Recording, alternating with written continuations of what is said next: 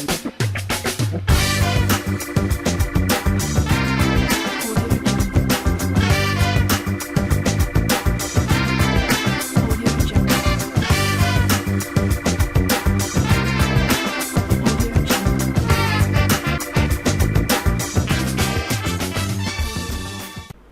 আলাইকুম। Food network BD by Hasan চ্যানেলের পক্ষ থেকে আপনাদের জানাচ্ছি শুভেচ্ছা।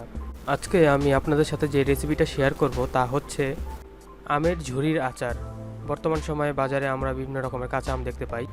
আমরা বাজার থেকে আম সংগ্রহ করে এই রেসিপিটা তৈরি করতে পারি খুব সহজে। কথা না বাড়িয়ে আপনাদের কাছে একটি অনুরোধ, শুধুমাত্র আমার চ্যানেলটি সাবস্ক্রাইব করবেন। আমি এরকম নতুন নতুন রেসিপি প্রতিদিন আপনাদের সামনে নিয়ে হাজির হব ইনশাআল্লাহ। আমের আচারের মেন উপাদানই হচ্ছে আম। এই আমগুলোকে আমি চিকন চিকন করে কেটে রোদে শুকাতে দিয়েছিলাম। যখন শুকনো হয়ে গেছে তখন আমি সেটা উঠিয়ে নিয়ে এসেছি আমার প্রয়োজনের জন্য। এখানে আমি নিয়েছি সরিষার তেল 200 ml, যেটা গরম হওয়া পর্যন্ত আমাদের অপেক্ষা করতে হবে। আপনারা চাইলে 250 ml সরিষার তেল ইউজ করতে পারেন। আমি এর মধ্যে দিয়ে দিলাম আধা চা চামচ পরিমাণ মরিচের গুঁড়ো, আদা রসুন বাটা 2 চা চামচের মতো, যা পানি দিয়ে মিশিয়ে রেখেছিলাম। আদা রসুন বাটা 2 চা চামচের মতো, যা পানিতে গুলিয়ে রেখেছিলাম।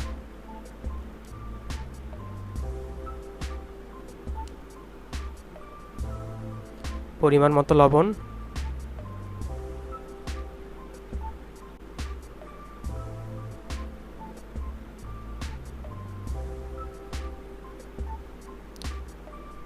আদা আরেকটু দেওয়ার প্রয়োজন আছে, পরবর্তীতে অ্যাড করে দেব। সেটা ভালো করে নাড়তে হবে।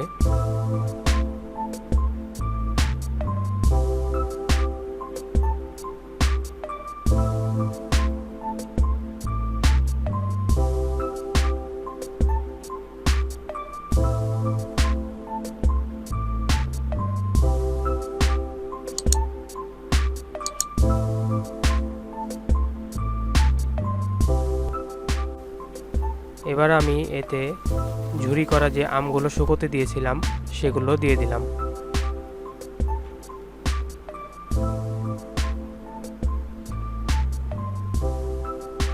ভালোভাবে নাড়তে হবে সুন্দরভাবে, যেন মশলাটির সাথে আমের যেই কুচি করা অংশগুলো সেগুলো যেন ভালোভাবে মিশে যায়।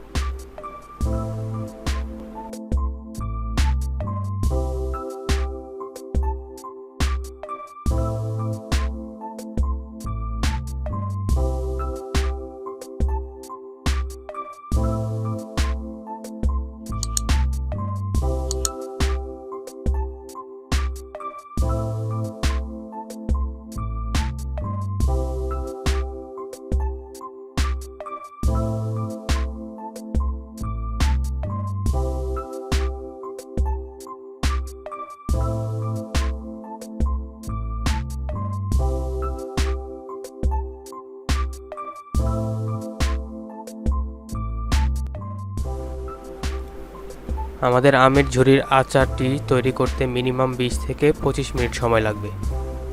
20 থেকে 25 মিনিট রান্না করার পর যখন আপনার আমটা তেলের সাথে সুন্দরভাবে মিশে যাবে, তখন আপনারা সেটা ঠান্ডা করার পর বয়মে বা আপনাদের আচারের যেসব কৌটাগুলো আছে সেগুলোতে আপনারা সেটা ঠান্ডা করার পর ভরবেন অবশ্যই।